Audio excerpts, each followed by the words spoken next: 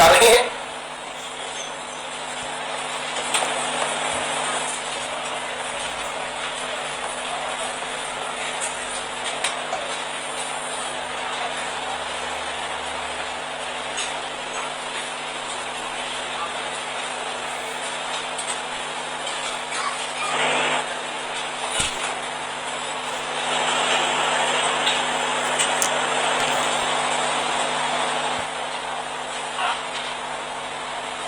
Valence bond theory हम लोगों ने केमिकल बॉन्डिंग में भी पढ़ी थी और ये हमें बताता है how a covalent bond is form. Coordinate bond भी एक प्रकार के कोवेलेंट बॉन्ड होते हैं जो अनइक्वल ओवरलैपिंग से बनते हैं। कोवेलेंट बॉन्ड बनता है जब एक इलेक्ट्रॉन मैंने दिया, एक इलेक्ट्रॉन तूने दिया, इसे कहते हैं इक्वल शेयरिंग ऑफ इलेक्ट्रॉन। और कोऑर्डिनेट बॉन्ड बनते हैं दोनों इलेक्ट्रॉन मैंने दिए, तुम खाली हाथ आए, this unequal sharing is called coordinate bond. जैसे आइए थोड़ा सा केमिकल बॉन्डिंग अगर रिवाइज करें, मैंने बोला ए और बी के बीच में एक कोवेलेंट बॉन्ड है, मतलब एक इलेक्ट्रॉन इसने दिया और एक इलेक्ट्रॉन इसने दिया, तभी ये बॉन्ड बना होगा। सुनो जरा, वैलेंस बॉन्ड थ्योरी में आपने पढ़ा होगा कि covalent bond are form by overlapping of half filled atomic orbital. पढ़ा आपने valence bond theory, half filled atomic orbital की ओवरलैपिंग से कोवेलेंट बॉन्ड बनते हैं। ऐसा वो क्यों बोलते हैं? हाफ फील्ड वो इसलिए बोलते हैं मेरे भाई, एक इलेक्ट्रॉन तुमने दिया है ना, तो एक इलेक्ट्रॉन लेकर तुम आओ, और एक इलेक्ट्रॉन तुमने दिया तो एक इलेक्ट्रॉन लेकर तुम आओ। बोलो आया ना? जब एक एक इलेक्ट्रॉन लेकर ये आएंगे और आपस में ओवरलैप करेंगे,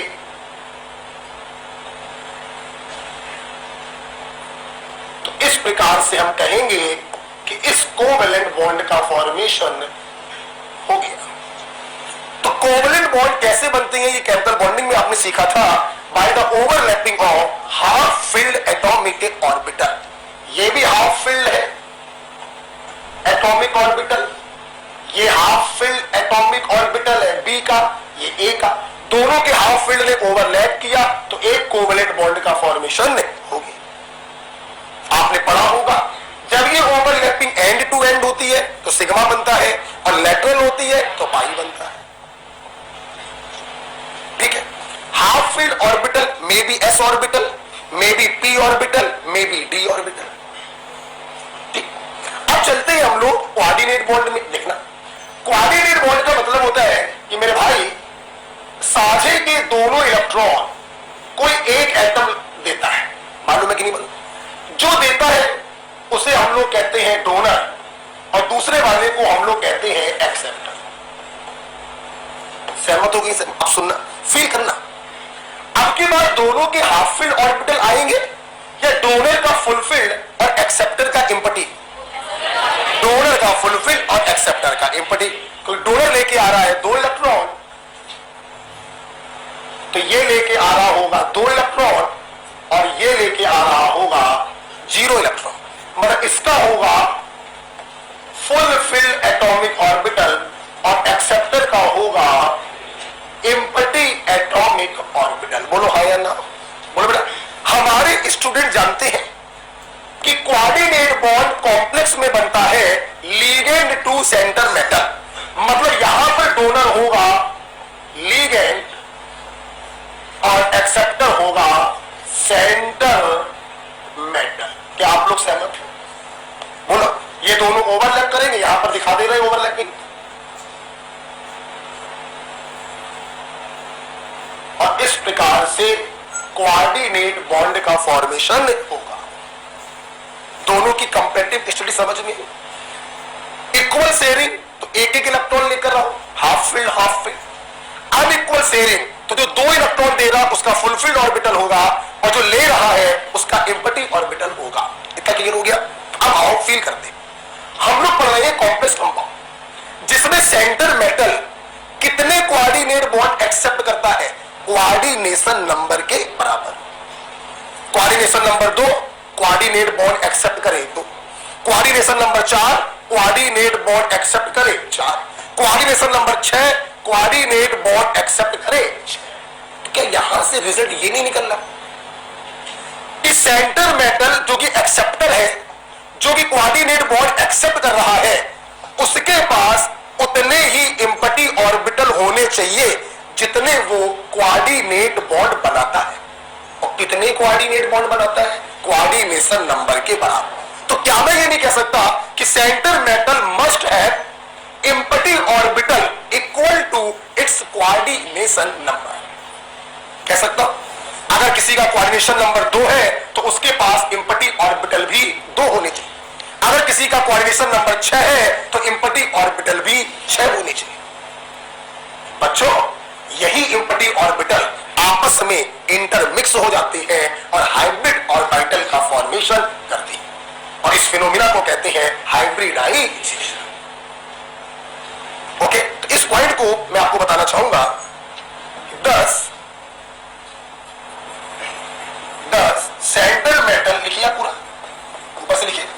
10 centre metal must have empty atomic orbital equal to its coordination number. Full stop. These empty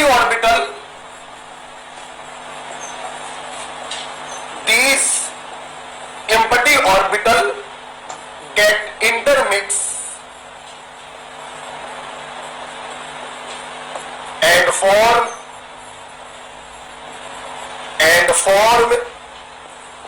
equal number of new hybrid orbital।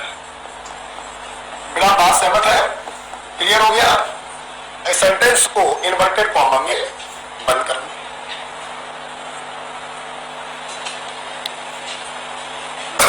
तो जिसको ये फंडा क्लियर होता है वो समझ जाता है कि एम्पटी ऑर्बिटल क्यों होने चाहिए। जितना कोऑर्डिनेशन नंबर होगा उतने कोऑर्डिनेट बॉन्ड वो एक्सेप्ट करेगा, उतने एम्पटी ऑर्बिटल होने चाहिए। यही एम्पटी ऑर्बिटल आपस में ओवरलैप करते हैं और हाइब्रिड ऑर्बिटल को बनाते हैं।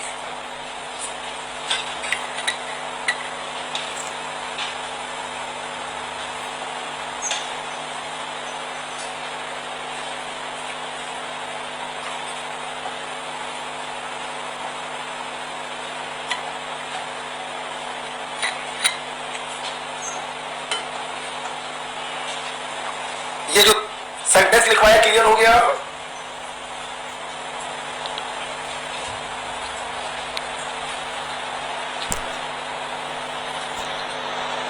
तो वैलेंस बॉन्ड थ्योरी जो हमें बताती थी पहले कैसे बनता है covalent bond half filled orbital की ओवरलैपिंग से, वही हमें बताती है कैसे बनता है कोऑर्डिनेट बॉन्ड। डोनर का होता है फुलफिल्ड ऑर्बिटल और एक्सेप्टर का होता है एम्पटी ऑर्बिटल। दोनों ओवरलैप करते हैं और कोऑर्डिनेट बॉन्ड को बनाते हैं। क्योंकि कॉम्प्लेक्स में एक्सेप्टर सेंटर मेटल होता है तो जितना उसका कोऑर्डिनेशन नंबर होगा उसके पास उतने ही एम्पटी ऑर्बिटल होने चाहिए। यही एम्पटी ऑर्बिटल आपस में इंटरमिक्स हो जाते हैं और नए हाइब्रिड ऑर्बिटल का फॉर्मेशन करते हैं। बच्चों, इसी फिनोमिना को कहते हैं हाइब्रिडाइजेशन। क्लियर है? आइए इसको थोड़ा सा आगे बढ़ाते हैं हम लोग। क्या आपने ये लिख लिया? बेटा ये लिख लिया आप लोगों ने? हम लोग बताओ।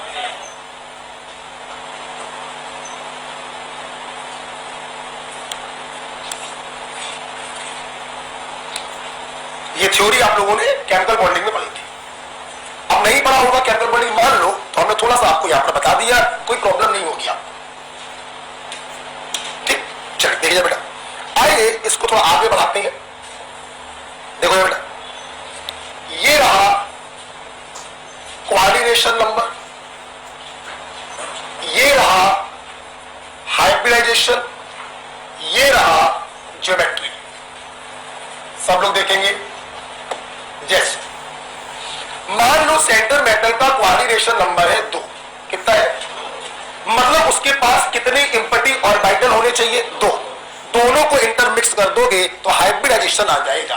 तो एक S एक P, हाइब्रिडाइजेशन हो गया SP। S भी एम्पटी होगा, ध्यान रखना, और P भी, और ये दोनों इम्पटी आपस में मिक्स हो जाएंगे और हाइब्रिडाइजेशन आ जाएगा sp। sp का ज्योमेट्री सबको मालूम है, ठीक, बोलो आया ना।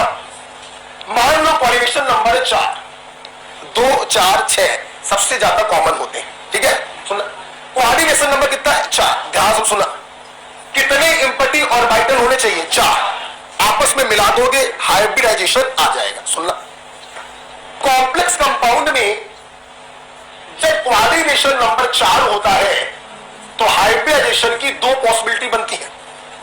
एक इम्पटी s और 3 इम्पटी p को मिला दिया तो हाइब्रिडाइजेशन बन गया sp3, जिसका ज्योमेट्री होता है टेट्राहेड्रल। और अगर एक इम्पटी d, एक इम्पटी s और 2 इम्पटी p को मिला दिया तो हाइब्रिडाइजेशन हो गया dsp2 और इसका शेप होता है हेड्रल, होता है हेड्रल, ई होता है। इसका बच्चों ज्योमेट्री होता है स्क्वायर प्लेट। तो कोऑर्डिनेशन नंबर 4 में 2 केस बनते हैं। अगर हाइब्रिडाइजेशन sp3 है तो ज्योमेट्री होगी टेट्राहेड्रल, और अगर dsp2 है तो स्क्वायर प्लेट। कितने लोगों को मिला होंगे 4, चारों कैसे होंगे इम्पटी, 1 s 3 p sp3 हो गया, 1 d 1 s 2 p dsp2। हाँ या ना। अच्छा बच्चों ध्यान रखना, जब हाइब्रिडाइजेशन dsp2 होता है तो ये कौन सा d होता है, dx square minus Y square. कुछ याद है आपको?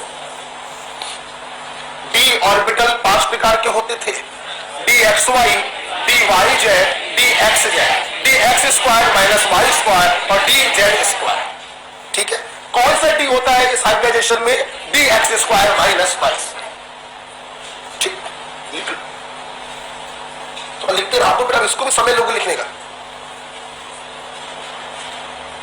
2 कोऑर्डिनेशन नंबर है sp, ज्योमेट्री लीनियर।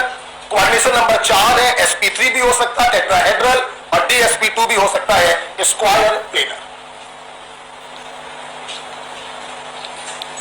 आज बेसिक बता देंगे पूरा।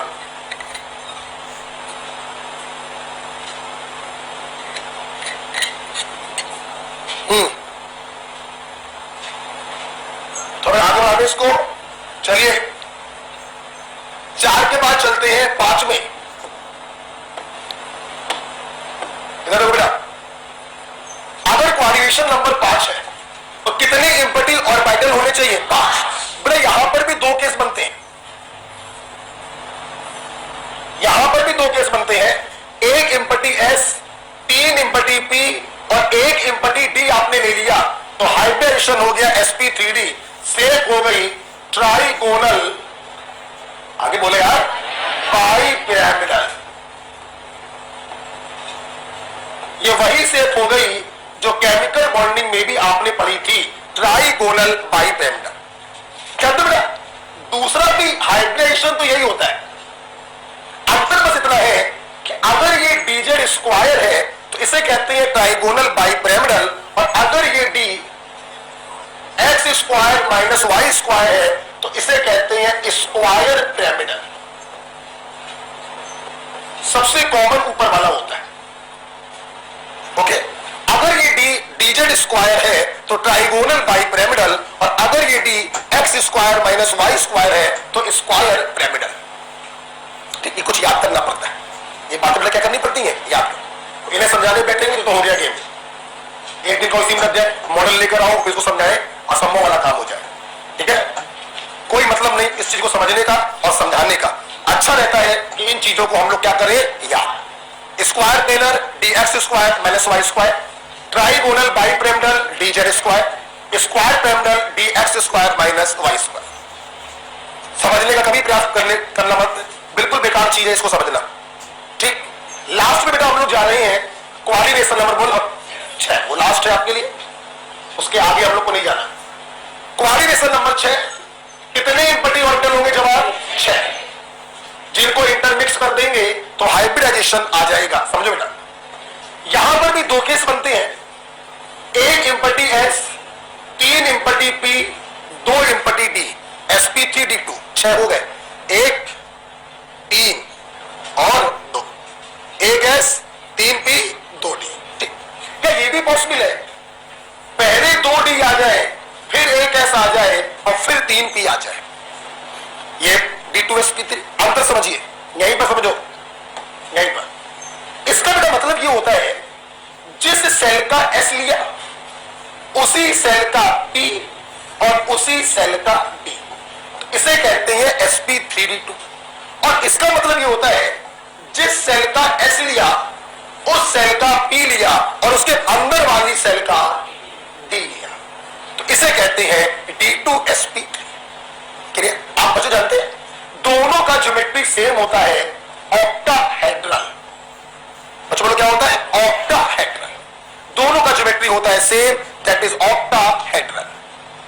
ठीक, अच्छा सुनो, दोनों में आप लोग देख रहे हैं इसने अंदर वाली डी का इस्तेमाल किया है और इसने बाहर वाली डी का इस्तेमाल किया, इसलिए इसको हम लोग कहते हैं आउटर डी कॉम्प्लेक्स। बच्चों बोलो क्या? बच्चों बोलो क्या? आउटर डी कॉम्प्लेक्स या हाई स्पिन कॉम्प्लेक्स।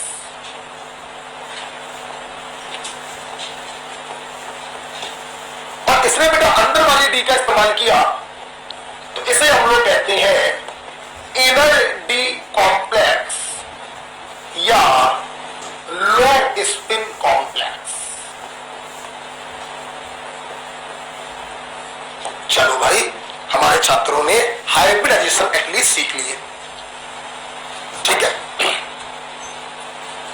हाइब्रिडाइजेशन आप लोगों ने सीख लिया। ओके, 1 मिनट दे रहे हैं, सिर्फ 1 मिनट। वीबीटी देखो बस, और कुछ नहीं। वैलेंस बॉन्ड थ्योरी देखेंगे बस।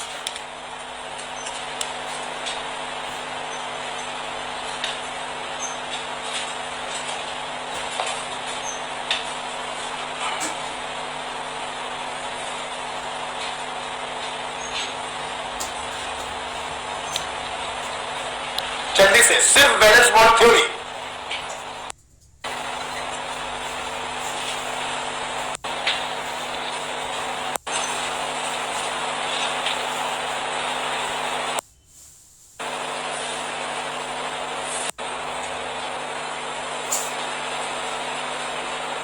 आईयूपीएसी नेमिंग सीखा, 2 तरीके बताए मैंने आपको। वर्नर कोऑर्डिनेशन थ्योरी देखा, उसमें बहुत सारी चीजें आपने सीखी, बड़ी अच्छी अच्छी बातें हमने सिखाई। फिर हम लोगों ने चालू कर लिया आज की क्लास में बैलेंस बॉन्ड थ्योरी, जिसमें आपने सीखा सेंटर मेटल का जितना कोऑर्डिनेशन नंबर होता है उसके पास उतने ही इंपटी ऑर्बिटल होने चाहिए। यही इंपटी ऑर्बिटल आपस में इंटरमिक्स होते हैं और हाइब्रिडाइजेशन बनाते हैं। सवाल ये उठा इनके पास इंपटी ऑर्बिटल क्यों होने चाहिए? ताकि ये लिगेंड के लोन पेयर को एक्सेप्ट कर सके। कोई लोन पेयर एक्सेप्ट करने के लिए एक्सेप्टर के पास खाली डब्बा होना चाहिए, तभी वो उसमें 2 इलेक्ट्रॉनों को एकोमोडेट कर पाएगा। अगर उस डब्बे में पहले से 1 इलेक्ट्रॉन या 2 इलेक्ट्रॉन हुए तो इलेक्ट्रॉनों की एंट्री नहीं हो सकती है, क्योंकि पॉली एक्सक्लूजन प्रिंसिपल कहता है एक ऑर्बिटल में अधिकतम 2 इलेक्ट्रॉन रह सकते हैं। हमारे छात्रों ने देखा कोऑर्डिनेशन नंबर 2 भी मेरे लिए बेकार है, सबसे पॉपुलर होते हैं 4 और 6, ये 2 सबसे इंपॉर्टेंट होते हैं बच्चों। 4 में देखा either sp3 tetrahedral, either dsp2 square plane. 6 में देखा sp3d2 octahedral, outer D high spin, d2sp3 octahedral, inner D low spin. अंतर ये जिस सेल का s उसी का p उसी का d आउटर डी, जिस सेल का s और p उसके अंदर वाली सेल का d इनर डी। खत्म करे बात? आइए, कोई जरूरत नहीं तुम लोगों की, हटो। अब हम लोग थोड़ी सी चर्चा करेंगे लिगेंड्स को लेकर। सुलट, आपने बहुत सारे लिगेंड मुझसे पढ़े, मोनोडेंटेट, बाइडेंटेट, क्या क्या नहीं पढ़ा। बच्चों वैलेंस बॉन्ड थ्योरी में हम लोग इन लिगेंड को 2 कैटेगरी में क्लासिफाई करते हैं, वीक लिगेंड और स्ट्रॉन्ग लिगेंड। बेटा बोलो किसमें? वीक लिगेंड और स्ट्रॉन्ग। 2 कैटेगरी में क्लासिफाई करते हैं, वीक लिगेंड और स्ट्रॉन्ग लिगेंड। सब लोग सहमत हैं? सुनना सर, ये वीक लिगेंड और स्ट्रॉन्ग लिगेंड में अंतर क्या होता है? तो देखो बेटा, ये जो स्ट्रॉन्ग लिगेंड होते हैं they causes pairing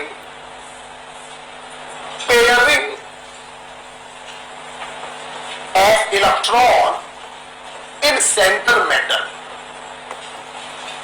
They causes pairing of electron in center metal. मैं समझाऊंगा, अभी परेशान मत हो। अब मैं तुम्हें जो बताने जा रहा हूं सुन लेना बेटा। मैंने पढ़ाने का तरीका ऐसा बना लिया है कि मैं वैलेंस बॉन्ड थ्योरी और इससे भी जो एडवांस थ्योरी है जो कल पढ़ोगे शायद आप, क्रिस्टल फील्ड थ्योरी, मैं दोनों को मर्ज करके बच्चों को पढ़ाता हूं, दोनों को मिला दिया। कोई भी क्वेश्चन हो आप हमसे पढ़ने के बाद वीबीटी से भी सॉल्व कर सकते हो और सीएफटी से भी सॉल्व कर सकते हो। अगर किताबी तरीके से मैं आपको पढ़ाऊं तो बहुत से क्वेश्चन ऐसे होंगे जो वीबीटी से सॉल्व नहीं हो पाएंगे, सीएफटी की हेल्प लेनी पड़ेगी। हमने दोनों थ्योरी को मिलाकर एक निचोड़ निकाला, फिर चाहे तुम वीबीटी लगाओ चाहे तुम सीएफटी लगाओ, तुम्हारा आंसर दोनों से सेम है। क्या है वो निचोड़? सुनना।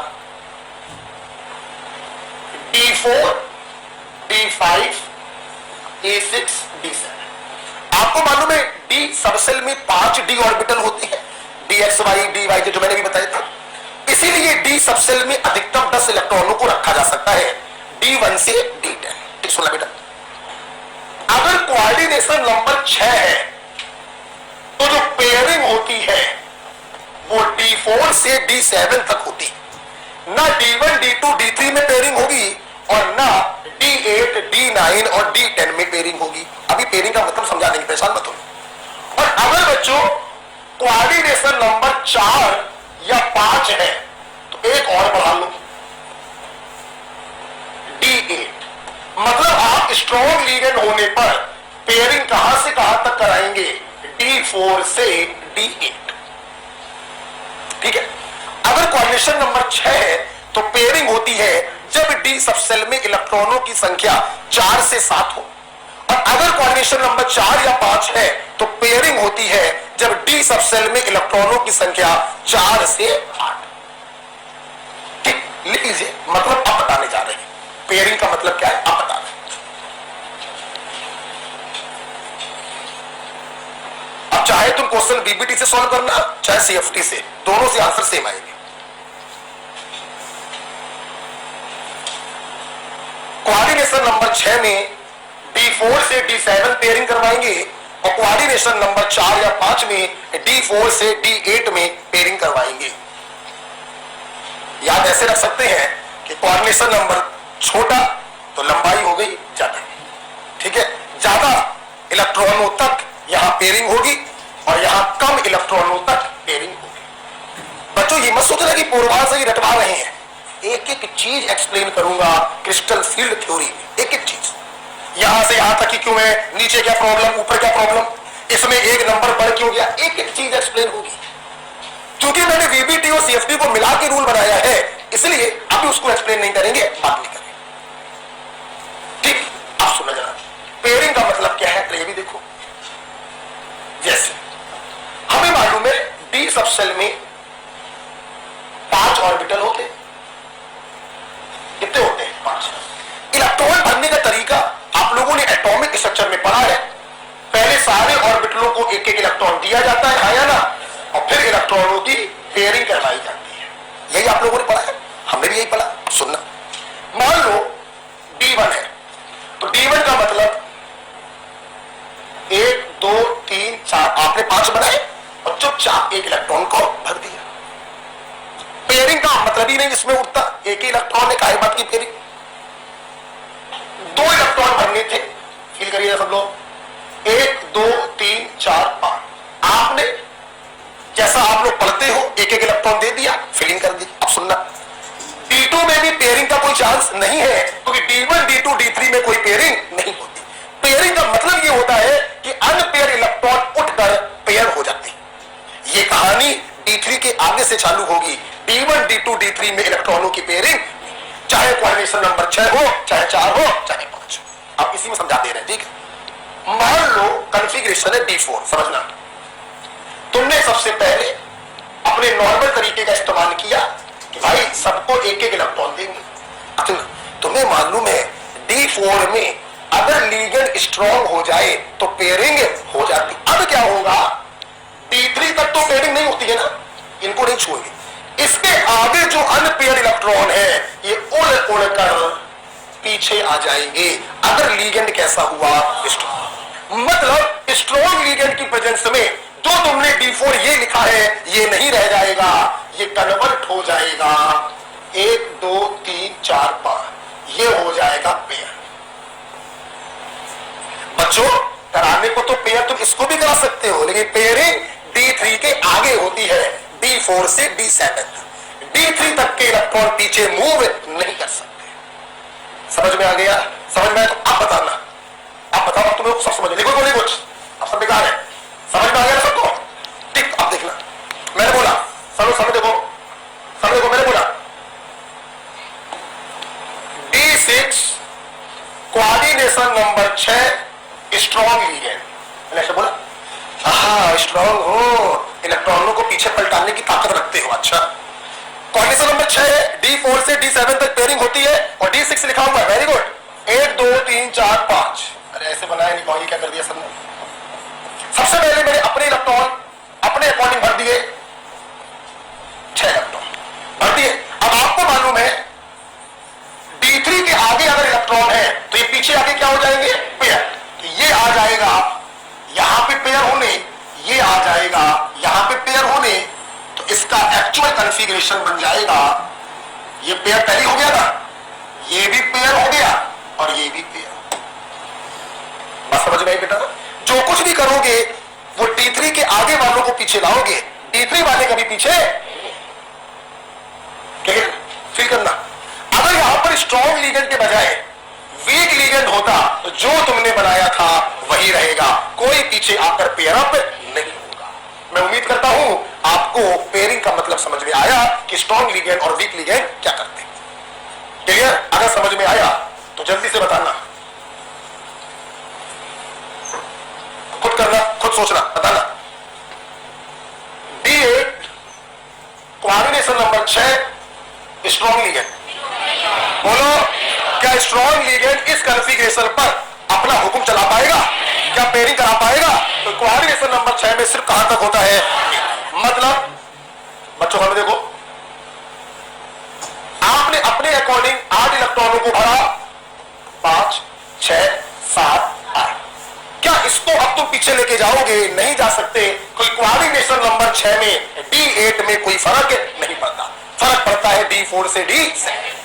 ठीक, अब बताना, D8 coordination number 4 strong ligand, फर्क पड़ेगा? अब फर्क पड़ेगा, ये इलेक्ट्रॉन उड़कर पीछे आ जाएगा, तो इसका कॉन्फ़िगरेशन बनेगा ये पेयर, ये पेयर, ये पेयर और ये भी। समझ में आया? बोलो, समझ में आया? मैंने बोला बराबर है, मैंने बोला D5 दोनों में पड़ेगा फर्क। Coordination number 6 big ligand. बोलो, कॉन्फ़िगरेशन सिंपल क्या होगा, 1 2 3 4 5। आपने अपने अकॉर्डिंग 5 इलेक्ट्रॉनों को भर दिया, क्या पेयरिंग करवाओगे? क्या कोई छेड़खानी होगी? नहीं। लेकिन अगर यहीं पे लिखा होता स्ट्रॉन्ग लीगेंड, क्या करते, इन 3 के आगे ये उड़कर इधर आता, ये उड़कर इधर आता, तो कॉन्फ़िगरेशन बन जाता विदाउट। अब बताओ, वीक लीगेंड स्ट्रॉन्ग लीगेंड का मतलब समझ में आया?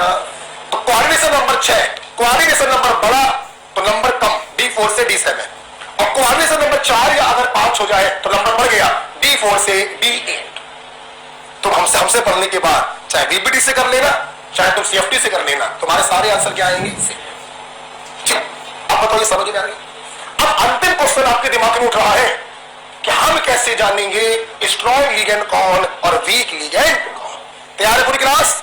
आखिरी सवाल आज के लिए कि स्ट्रॉन्ग लीगेंड कौन होते हैं और वीक लीगेंड कौन होते हैं। हटांगे, बस समझ में अगर आ गया हो तो चाहो तो 1 2 लिख लो, खड़े तो ठीक रहेगा। मैं चाहूंगा तुम लोग लिखो, सबसे पहले इसका लिखो, बेसिक लिखो, basic. D4 coordination number 6 strong, इसका लिखो सबसे पहले कॉपी पर। सब लोग बताना कि मैंने सबसे पहले इसका लिखने को क्यों बोला होगा, क्योंकि ये तुम्हें सबसे पहले याद दिलाएगा कि 3 के आगे वाले पीछे आते हैं, 3 वाले पीछे नहीं आते। ठीक, सबसे पहले इसका लिखो, थोड़ा सा लिख लो बेटा, कॉपी में अच्छा रहेगा, मतलब क्या फायदा बाद में भूल जाओ। तो भूलोगे नहीं, फिर भी लिख लो, है ना। बना दिया सबने इसका, सबने बनाया इसका, तो मैच करिए, मैच करिए। पहले आपने ऐसे बना दिया होगा, बोलो, फिर क्या सभी बच्चों ने ऐसे किया, और फिर इसको दिखाओ, ये पीछे आ जाएगा, बोलो किया सब लोगों ने ऐसे, और उसके बाद आपने धीरे से क्या कर दिया कि अब ये बदलकर क्या हो जाएगा,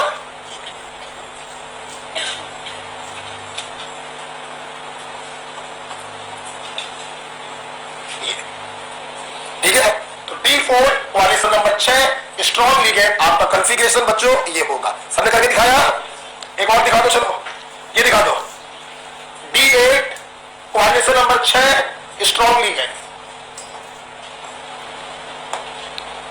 जल्दी बताओ, जो आप बनाओगे वही रहेगा, क्या पेयरिंग होगी? कोऑर्डिनेशन नंबर 6 में पेयरिंग नहीं होती, ये वाला बनाओ, ठीक, ये लिखो और ये बना दो, सबने बना दिया, ठीक। तीसरा लिखो, ये वाला लिखो, ये वाला, ये पहला था बेटा, ये दूसरा बनाओ अपनी कॉपी पर, ये तीसरा बनाओ, ऐसे कर दिया। बताओ, पहले ये वाला फिगर बनाना और इसमें ऐसे ऐसे करके दिखाना, फिर ये वाला फिगर बनाना।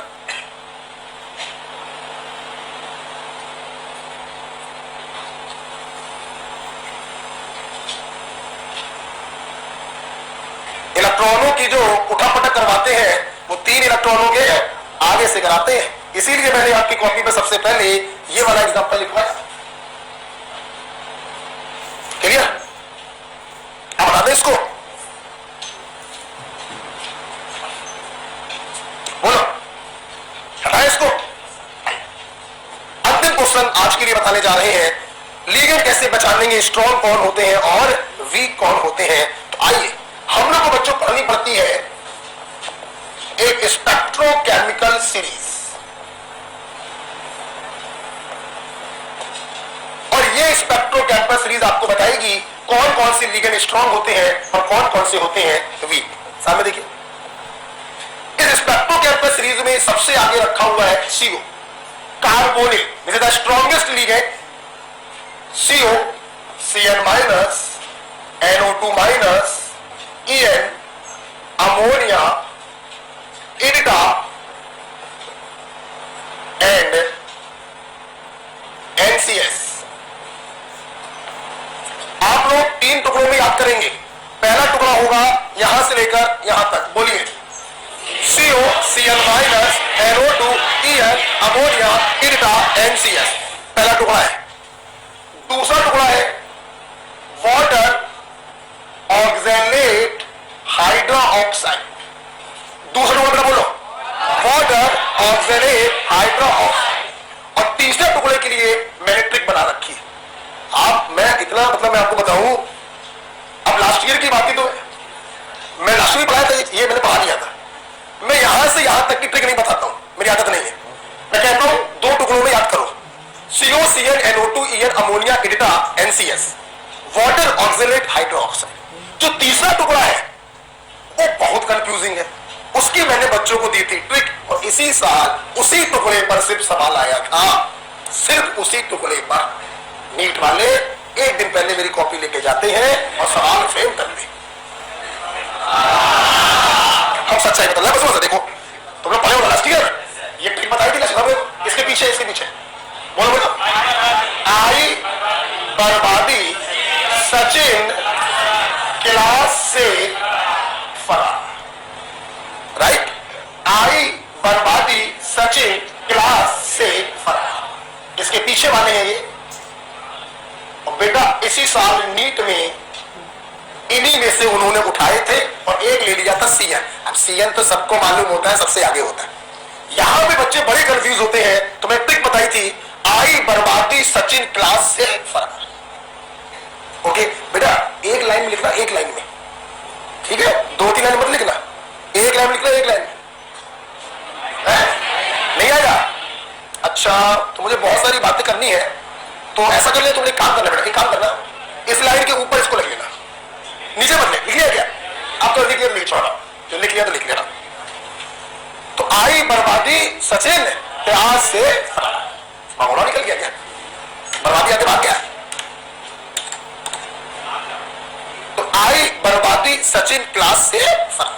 जो कंफ्यूजिंग है उसकी मैं ट्रिक बता दी, लिख लीजिएगा, आई बर्बादी सचिन क्लास से फरार। एक भी हमने जो शब्द बोले हैं सबका यूज है, कोई भी शब्द बेकार नहीं है। आई बर्बादी सचिन क्लास से फरार। देखिए, तो 3 टुकड़ों में आपने याद किया, COCN NO2 EN ammonia EDTA NCS, water oxalate hydroxide, उसके बाद पीछे ध्यान रखना, पीछे से है, ठीक है, आई बर्बादी पीछे से, ठीक है, हाँ बर्बादी पीछे से, ठीक है, ये क्या होगा? अब आगे बढ़े हम लोग, अब बताए कुछ आपको, देखिए बेवकूफ को क्या है, इसके बारे में नहीं बताएंगे, लिखने के बाद क्या है। अब देखो मेरी बात सुनना, ये जो बच्चों अमोनिया होता है, अमोनिया ये लीगेंड की स्ट्रेंथ में बॉर्डर लाइन पे खड़ा होता है। कहां खड़ा होता है? बॉर्डर लाइन का मतलब है कि अमोनिया के आगे वाले सब स्ट्रॉन्ग माने जाते हैं, मतलब ये पेयरिंग कर पाएंगे, और अमोनिया के पीछे वाले सब वीक माने जाते हैं। अमोनिया जो होता है बहुत जगहों पर स्ट्रॉन्ग और बहुत जगहों पर वीक के तरीके काम करता है। तो सुनिएगा जरा मेरी बात, अमोनिया के आगे सब क्या मानोगे? Strong field ligand. हाँ एक बार और बता दें आपको, कुछ लोग स्ट्रॉन्ग फील्ड लीगेंड को SFL बोलते हैं। क्या बोलते हैं? SFL, strong field ligand. और अमोनिया के पीछे ये जो लाइन लगी हुई है, ये सब बच्चे होते हैं वीक फील्ड लीगेंड। शॉर्ट में क्या बोलोगे? WFL। हम कभी नहीं बोलते, स्ट्रॉन्ग और वीक ही बोलते। अब सवाल आया, ये अमोनिया आंटी क्या कर रही है? आंटी प्लस बुला लेंगी, ध्यान दो। अमोनिया बहुत लोगों के साथ स्ट्रॉन्ग है और बहुत लोगों के साथ वीक। तो मेरी बात सुन लो, ये देखो, फिर मैं नहीं करूंगी, अगर फिर मैं नहीं करूंगा अपने अपने जेंडर के हिसाब से लिख लो, ठीक? क्या नहीं बताएंगे, अंदरूनी बात देखो, फिर बेटा देखो, मैं नहीं करूंगा, हमने कहा ना अपना अपना बोलो, फिर मैं नहीं करूंगा। ये 4 ऐसे कैटायन हैं जिनके साथ जब अमोनिया आता है तो वीक के तरह बिहेव करता है। Ammonia as weak field ligand, और इनके अलावा कहीं अमोनिया आए तो स्ट्रॉन्ग फील्ड लीगेंड।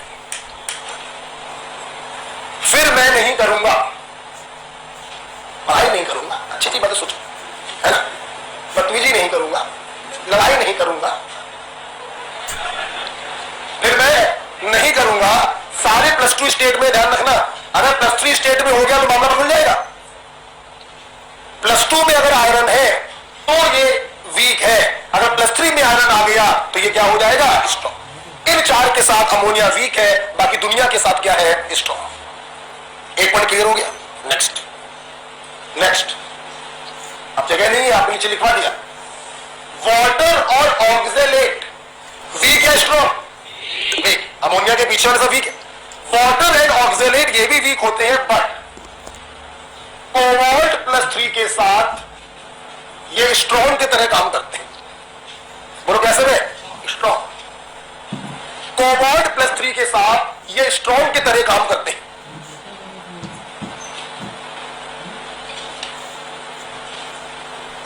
लिख लिया? बोलो नेक्स्ट। कहा हो तुम्हारे फरार? फ्लोराइड। फ्लोराइड स्ट्रॉन्ग है वीक? बोलो वीक। परंतु भाई ये सब लीपापोती हो जाएगी, समझ ना? ठीक है। फ्लोराइड जो होता है वैसे तो बच्चों ये वीक है, लेकिन निकेल +4 के साथ स्ट्रॉन्ग की तरह काम करता है। किसके साथ में? निकेल +4 के साथ। ये कुछ कंट्राडिक्शन थे जो मैंने आपको बताया। स्ट्रॉन्ग, अमोनिया के पीछे वीक, अमोनिया बॉर्डर लाइन पर खड़ा है, इन चारों के साथ काम करता है वीक, बाकी सबके साथ स्ट्रॉन्ग। वाटर और ऑक्सीनेट कोबाल्ट +3 के साथ बिहेव करेंगे, बोलो स्ट्रॉन्ग। और फ्लोराइड जो होगा वो Ni+2+4 के साथ स्ट्रॉन्ग। अगर तुम यहां पर निकिल +2 ले लोगे, बोलो वीक हो जाएगा। Ni+4 लोगे तो स्ट्रॉन्ग। सब लोग सहमत है बेटा? ये आपको क्लियर हो गया? बताइए, बस 2 मिनट लेंगे आपके, 2 मिनट नहीं, 2 मिनट लेने से। इसके अलावा 1-2 बातें और समझ लीजिए जो आपकी हेल्प करेंगी। बात नंबर 1,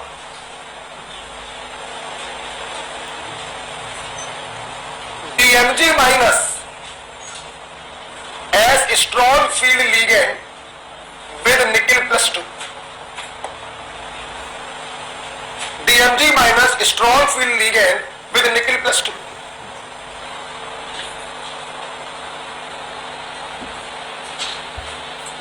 अगर सेंटर मेटल 4D या 5D सीरीज की है, अगर सेंटर मेटल 4D या 5D सीरीज की है, then all ligand work as SFL, strong field ligand. 4D और 5D सीरीज की सेंटर मेटल के साथ तुम किसी भी लीगेंड को लगा दो, वो स्ट्रॉन्ग की तरह काम करेगा और पेयरिंग करवा देगा। बच्चों 4D 5D का मतलब समझ में आ गया ना? कल ही तो बताया था आपको। 3D सेक्टिव कर्मन फेको नहीं कूजन, या तो कोई दिक्कत नहीं। इसके नीचे वाले अगर डी ब्लॉक के मेंबर हैं तो लीगेंड साला कोई भी हो, फ्लोराइड भी लगा दो ना तो वो भी स्ट्रॉन्ग की तरह काम करता है। Get clear? And last point फिर आप चाहिए बेटा, जरा इस सीरीज को फिर से एक बार देख लो। सबसे आगे वो लीगेंड आपने रखे हैं जिनमें डोनर साइट है कार्बन, बोलो हाँ या ना। फिर वो लीगेंड आए हैं जिनकी डोनर साइट है नाइट्रोजन, बोलो हाँ या ना। है? फिर वो लीगेंड आए हैं जिनकी डोनर साइट है ऑक्सीजन, बोलो हाँ या ना। और लास्ट में आए हैं हेलोजन। कौन आए हैं? तो क्या मैं ये नहीं बोल सकता आपसे कि स्ट्रेंथ ऑफ लीगेंड में सी डोनर लीगेंड सबसे पावरफुल होते हैं, एन डोनर उससे कमजोर होते हैं, ओ डोनर उससे कमजोर होते हैं और हेलोजन डोनर सबसे कमजोर होते हैं।